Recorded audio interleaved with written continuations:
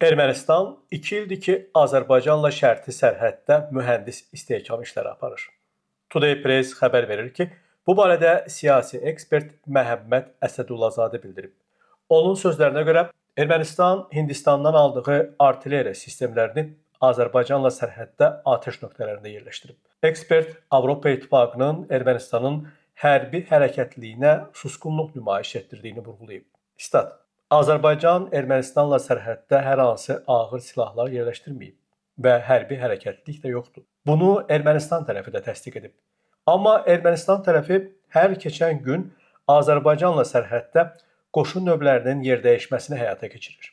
Ermənistan baş naziri Nikol Paşinyan bir tərəfdən sülh müqaviləsinin bağlanması istiqamətində açıqlamalar verir, digər tərəfdən isə müharibəyə hazırlıq görür. Statın sonu.